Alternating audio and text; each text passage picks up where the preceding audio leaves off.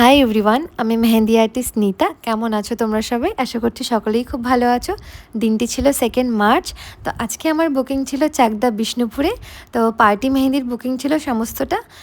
এখানে আমি আগেও এসেছি, আমার একটা চেনা পরিচিত দাদার বাড়ি বলতে পারো, কিন্তু কখনো কাজের উদ্দেশ্যে আসবো এটা ভাবিনি। দাদার আমার কাজ খুব ভালো লেগেছিলো, সেই কারণেই আমাকে বুকিং করা। আর ভিডিওতে খুব একটা স্পেশাল ব্যাপার আছে, সেটা ভিডিওর লাস্টে তোমরা বুঝতে পারবে। তো ভিডিওটা শেষ পর্যন্ত দেখো। আর দাদা বলেছিল 5 থেকে 6 জন পার্টি মেহেন্দি পড়বে, কিন্তু শেষমেশ 15 থেকে 16 জন পড়েছে।